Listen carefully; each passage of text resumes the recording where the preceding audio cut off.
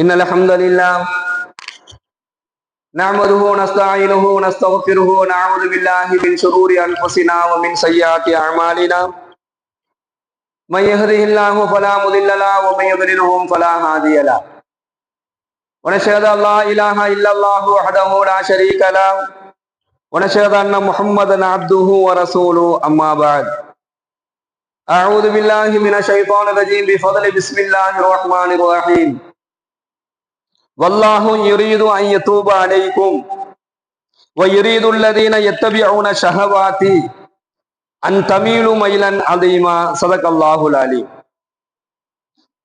கண்ணியத்திற்குரிய அல்லாஹ்வின் நல்லடியார்களே, சகோதரர்களே, சூரா அன்-நிசாவினுடைய 27வது வசனமும் 28வது வசனத்தையும் அல்லாஹ் சொல்லக்கூடிய அந்த செய்திகளை நம்ம பார்க்கலாம்.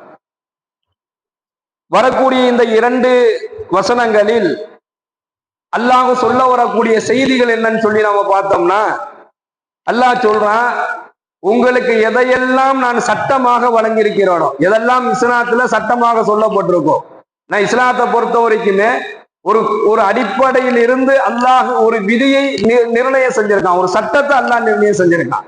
அந்த ஒவ்வொரு சட்டங்களும் முஸ்லிம்களால் முஃமின்களால் பேணப்பட வேண்டியது அவசியம். அந்த சட்டத்துக்குள்ள இருக்கும் பொழுதுதான் அந்த இஸ்லாமிய அந்த வாழ்வியலுடைய அந்த வழிமுறையினுடைய அந்த நிலையை உறுதியாக, அந்த ஈமானில் உறுதியாக அவர் இருக்கிறார் என்பதாக விளங்கிக் கொள்ள முடியும். அப்ப அந்த சட்டத்தை மீறி ஒருத்தர் வெளியில போயிட்டாருன்னு சொன்னா அவருக்கு இஸ்லாத்துக்கு எந்த விதமான சம்பந்தமும் இல்லை என்பதை ஹதீஸ் நமக்கு ரொம்ப தெளிவா சொல்லுது. அப்ப அல்லாஹ் இந்த சொல்ல வரக்கூடிய இந்த 27, 28வது வசனம், இந்த 2 வசனங்கள்ல அல்லாஹ் எதை முன்னிறுத்தி சொல்றான் அப்படின்னு சொன்னா, அல்லாஹ் வழங்கிய சட்டத்தினுடைய ஒவ்வொரு நோக்கமும், அல்லாஹ் இந்த இவ்வளவு சட்டத்தை சொன்னுடைய நோக்கம் என்ன அப்படின்னு சொன்னா, உங்களை நல்வழிப்படுத்துவதற்காக, அதே போன்று மனோ இச்சைகளுக்கு நீங்கள் ஒருபோதும் அடிமையாக ஆகிவிடக் கூடாது. அப்படி ஒருத்தர் தன்னுடைய மனோ இச்சைக்கு, தன்னுடைய ஆசைக்கு அடிமையாகிட்டார் அப்படின்னு சொன்னா அவர் வழி தவறக்கூடிய நிலை அவரை சைத்தான் உருவாக்கிடுவான். வழி தவற செய்வதற்காக வேண்டி மனிதர்களே சில பேர் என்ன செய்வாங்க, உங்களுக்கு தவறான வழியை காட்டுவாங்கிறாங்க.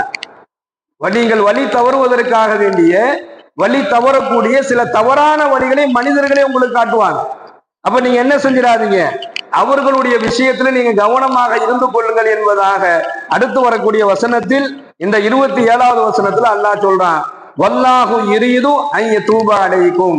அல்லாஹ் சொல்றான், மேலும் அல்லாஹ் தன்னுடைய அருளால் நன்மையின் பக்கம் திருப்பி விடவே விரும்புகிறான் என்பதாக அல்லாஹ் சொல்றான்.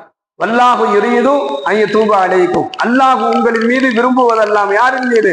தன்னுடைய அதிகாரிகளாக இருக்கக்கூடிய நம் மீது அல்லாஹ் விரும்புவதெல்லாம் என்ன அப்படின்னு சொன்னா, அன் யதூப அலைக்கும், உங்களுக்கு தன்னுடைய அருளால் நன்மையின் பக்கம் உங்களை கொண்டு வந்து சேர்க்கணுங்கிறத அல்லாஹ்வுடைய நோக்கம், வேற எந்த நோக்கமும் கிடையாது.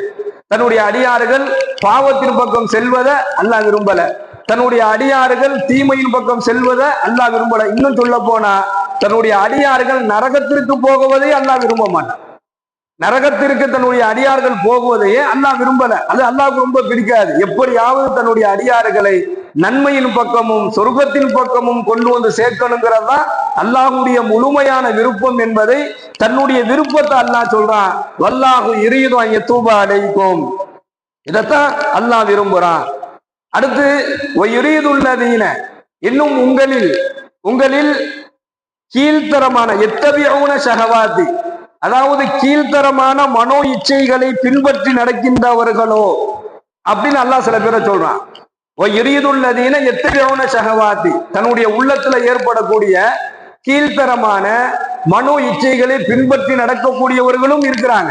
மனிதர்கள் அப்படிப்பட்ட ஆள்லாம் இருக்குது. அவங்க என்ன செய்வாங்க அப்படின்னு சொன்னா, அன் தமீலு மைலன் அதீமா, நீங்கள் நேரான வழிக்கு செல்லாமல் பாவத்திலேயே நீங்கள் முழுமையாக இருக்க வேண்டும் என அவர்கள் விரும்புகின்றார்கள் அப்படின்னு அல்லாஹ் சொல்றான். 2 விஷயம்.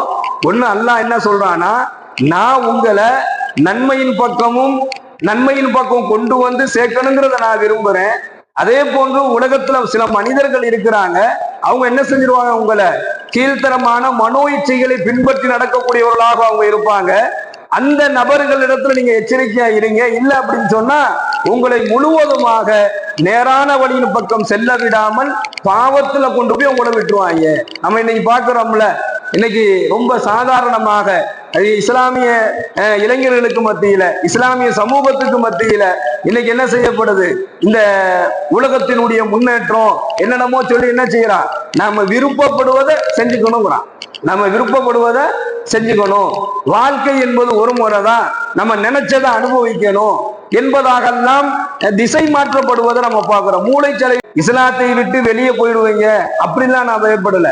எனக்கு பின்னாடி ஏற்படக்கூடிய குழப்பங்களை நினைத்துதான் பயப்படுகிறேன் என்பதாக நபிகள் நாயகம் ஸல்லல்லாஹு அலைஹி வஸல்லம் அவங்க சொன்னாங்க. அப்ப அல்லாஹ் சொல்லக்கூடிய ஒரு அற்புதமான ஒரு வசனம் தான் இந்த 27வது வசனத்துல அல்லாஹ் சொல்றான், என்னுடைய சட்டங்களை உங்களுக்கு நான் கொடுத்ததனுடைய முழு நோக்கமே உங்களை நல்வழிப்படுத்துவதற்காக வேண்டிதான். எவர் என்னுடைய சட்டங்களை பின்பற்றாரோ அவருக்கு என்னுடைய அருளால் அவரை நான் என்ன செஞ்சிருவேன்? நன்மையின் பக்கம் கொண்டு வந்து சேர்த்துருவேன். ஆனால் எவர் இந்த உலகத்துல சில மனிதர்கள் இருக்கிறாங்க, அவங்க மனோ இச்சைகளை பின்பற்றக்கூடியவர்களா இருப்பாங்க. அவங்க பேச்சை கேட்டுக்கிட்டு யார் அவர்களுடைய வழியில் நடப்பார்களோ அந்த தமிழும் மயிலன் அழியுமா, நிச்சயமாக அவர்கள் அவன் என்ன செஞ்சிருவாங்க? முற்றிலும் பாவத்திலேயே இருக்க வேண்டும் என அவர்கள் விரும்புவார்கள். அந்த நிலையை உருவாக்கிடுவாங்க. அந்த அடிப்படையில பெருமானார் ஸல்லல்லாஹு அலைஹி வஸல்லம் அன்னவர்கள் அல்லாஹ் சொல்றான்ல, தத்தபிஉ ஷஹவாத்தி, இதுதான் மனிதனை ரொம்ப சுலபமா கெடுத்து விட்டு போயிடும். இதுதான் அல்லாஹ் சொல்லக்கூடிய தத்தபிஉ ஷஹவாத்தி, அதாவது மனோ இச்சை. இந்த மனோ இச்சையிலிருந்து நீங்க உங்களை பாதுகாத்துக்கன்னு அல்லாஹ் சொல்றானே, இந்த மனோ இச்சையை பத்தி அல்லாஹ்வுடைய தூதர் சொல்றாங்க. இதுக்கு அல் ஹவா என்பதாக சொல்லப்படும். ஹவா என்று சொன்னால் ஆசை, பேராசை, மனோ இச்சை, இது எல்லாமே இதுக்குள்ள வரும். இதை பத்தி ஸல்லல்லாஹு அலைஹி வஸல்லம் அவங்க சொல்றாங்க, சலாசுன் முஹ்லிகாத்துன், 3 விஷயங்கள் உங்களுக்கு அழிவை தரும். அதுல ஒன்றாவது ஷுஹுன் மதாஉன், அளவுக்கு மீறிய பேராசை. அளவுக்கு மீறி ஒருவர் ஆசை கொள்வது தவறே கிடையாது. இஸ்லாம் அதை எந்த இடத்திலுமே தடுக்கல. ஒரு மனிதன் ஆசை கொள்வதை எங்கேயுமே தடுக்கல. ஆனால் பேராசையை அல்லாஹ்வும் தடுக்கிற, அல்லாஹ்வுடைய தூதரும் தடுக்கிறாங்க. யாரிடத்துல பேராசை இருக்குதோ நிச்சயமாக என்ன செய்யப்படும்? அது அவருக்கு அழிவை தரும் என்பதாக அல்லாஹ்வுடைய தூதர் ஸல்லல்லாஹு அலைஹி வஸல்லம் சொல்கின்றார்கள். இரண்டாவது வஹுவ முத்தபாஉன், பின்பற்றக்கூடிய மனோ இச்சை. அதாவது எதெல்லாம் அவர் நினைக்கிறாரோ அதெல்லாம் செஞ்சுக்குவார். எதெல்லாம் அவருடைய உள்ளத்துல அவர் நினைக்கிறாரோ அதெல்லாம் செஞ்சுக்குவார். அது ஹலாலா, அது ஹராமா, அதை செய்யலாமா, அதை செய்யக்கூடாதா, அதை செய்யறதுக்கு மார்க்கத்துல அனுமதி இருக்கா இல்லையா, இதை செய்வதற்கு அல்லாஹ் வலியுறுத்துறானா, இதை விட்டு இதை அல்லாஹ் செய்ய சொன்னானா, இது இஸ்லாத்துல அனுமதி இருக்குதா, இது எதையுமே பார்க்க மாட்டார். வஹுவ முத்தபஉன், அவர் மனசுல என்ன நினைக்கிறாரோ அதை செஞ்சிருவாரு. அதை ரொம்ப சுலபமாக பின்பற்றுவாரு. இந்த பின்பற்றக்கூடிய மனோ இச்சை அவருக்கு நிச்சயமாக அழிவை ஏற்படுத்தும். மூன்றாவதாக சுய பெருமை, அதாவது ஒருவர் தன்னை தானே பெருமைப்பட்டுக் கொள்வது. தன்னைத்தானே என்ன செஞ்சுக்குவாரு? அவர் பெருமையா பேசிக்குவார். சில மனிதர்களுடைய குணங்களை நம்ம பார்க்கலாம். அவங்கள்ட்ட போய் நம்ம பேசணும் அப்படின்னு சொன்னா அவருடைய பேச்சு முழுவதுமே எப்படி இருக்கும்? தன்னை தானே அவரை சார்ந்ததாகவே இருக்கும். அவரை பற்றி அவர் பெருமையா பேசுவார்.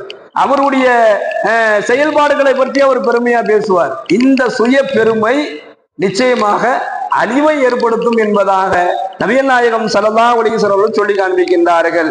அப்போ அல்லாஹ் சொல்லக்கூடிய அந்த கீழ்த்தரமான மனோ இச்சை இருக்குது. இந்த மனோ இச்சை இருக்கக்கூடியவன் ஈமானுடைய சுவையை இழந்து விடுவான். மேலும் அல்லாஹ்வுடைய தூதர் சொல்றாங்க, அல்லாஹ்வுடைய விருப்பம் எப்போதுமே தன்னுடைய அடியார்களை நன்மையின் பக்கம் திருப்பி விடுவதுதான். வழி தவறியவர்கள், கெட்டவர்கள் என்ன செய்வாங்க? அவங்க கெட்ட வழியை தான் காட்டுவார். வழி தவறி இருக்கக்கூடியவர்கள், பாவம் செய்யக்கூடியவர்கள், அவர்கள் பாவத்தின் பக்கம் தான் இழுத்து செல்வார்கள். அது போன்ற மனிதர்களிடத்திலிருந்து விலகி இருப்பது ரொம்ப அவசியம் என்கின்ற ஒரு அற்புதமான ஒரு செய்தியை அல்லாஹ்வுடைய தூதர் சொல்றாங்க. நான் கொண்டு வந்த மார்க்கத்தை, நான் கொண்டு வந்த இந்த மார்க்கத்தினுடைய கட்டளைகளை மனம் விரும்பி ஒருவர் ஏற்றுக்கொள்ளாத வரை அவர் உண்மையான முஃமினாக ஆக முடியாது என்பதாக அல்லாஹ்வுடைய தூதர் ஸல்லல்லாஹு அலைஹி வஸல்லம் சொல்றார். நான் கொண்டு வந்த இந்த மார்க்கத்தினுடைய சட்டங்களை ஒருவர் மனம் விரும்பி ஏற்றுக்கொள்ளாத வரை அவர் உண்மையான முஃமினாக ஆக முடியாது. இஸ்லாத்துல இருக்கக்கூடிய ஒவ்வொரு சட்டங்களும், மார்க்க சட்டங்கள் ஒவ்வொன்றையுமே ஒவ்வொரு முஸ்லிம்களும் மனம் விரும்பி ஏற்றுக்கொள்ள வேண்டும். இது என்ன, இந்த சட்டம் இவ்வளவு கடினமா இருக்குது, இந்த சட்டத்தை எப்படி நாம செயல்படுத்துறது, இதை எப்படி நாம பின்பற்றுவது என்பதாக நினைத்தால் அவர் ஈமான்ல பலகீனமா இருக்கிறார். அதான் அல்லாஹ்வுடைய தூதர் சொல்றாங்க, மனம் விரும்பி அதை அவர் செய்யாத வரையிலும் அவர் உண்மையான முஃமினாக ஆக மாட்டார். அப்போ மனம் விரும்பி ஏற்றுக்கொள்ள வேண்டும். அல்லாஹ்விற்காக வேண்டி ஒருவரை நேசிப்பதும், அல்லாஹ்விற்காக வேண்டி ஒருவருடைய நட்பை, ஒருவருடைய அந்த உறவை துண்டித்துக் கொள்வதையும் அல்லாஹ் விரும்பக்கூடியவனாக இருக்கான்.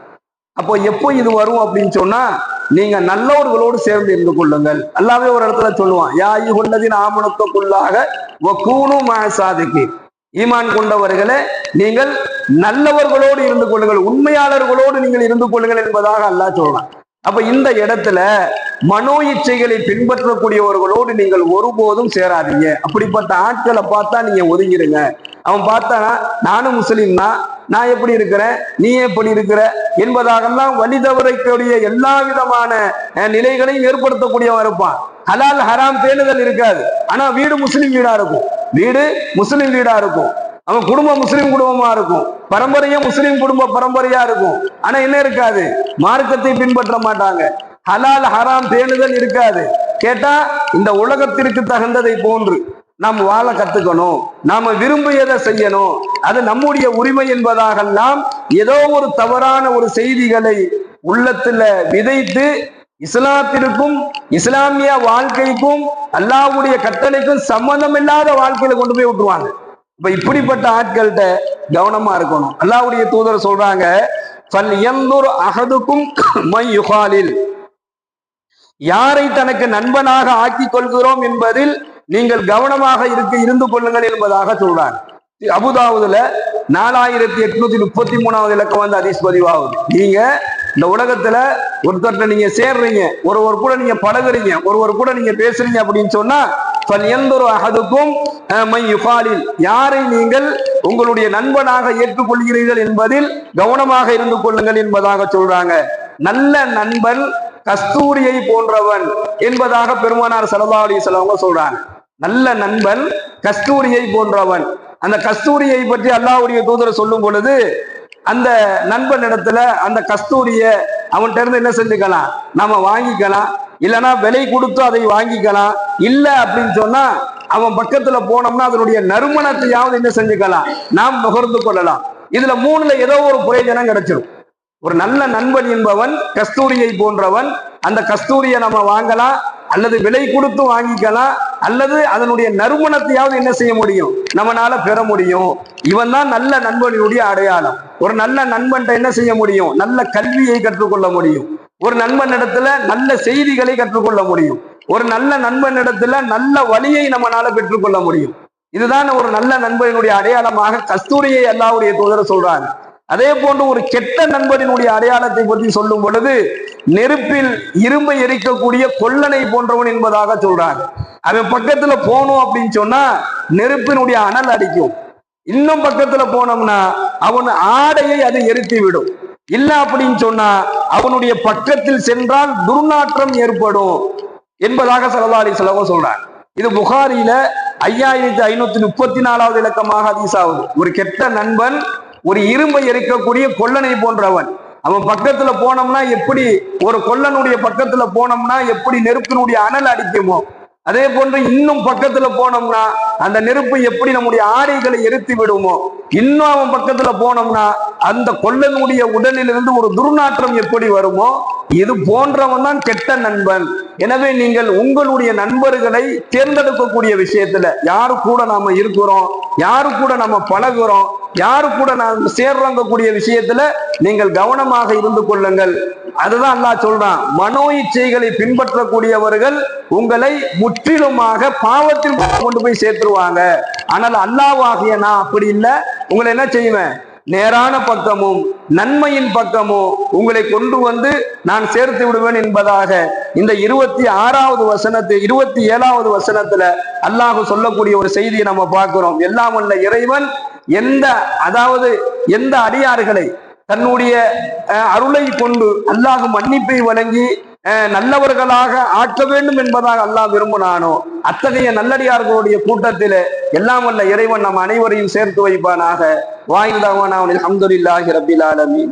அஸ்ஸலாமு அலைக்கும் வரஹ்மத்துல்லாஹி வபரகாத்துஹு. சுப்ஹானல்லாஹி வபிஹம்திஹி சுப்ஹானக அல்லாஹும்ம வபிஹம்திக வனஷ்ஹது அல்லா இலாஹா இல்லா அன்த நஸ்தக்ஃபிருக வ நத்தூபு இலைக். சுப்ஹான ரப்பிக ரப்பில் இஸ்ஸத்தி அம்மா யசிஃபூன் வ ஸலாமுன் அலல் முர்ஸலீன் வல்ஹம்துலில்லாஹி ரப்பில் ஆலமீன். ஸல்லல்லாஹு அலா முஹம்மது ஸல்லல்லாஹு அலைஹி வஸல்லம். ஸல்லல்லாஹு அலா முஹம்மது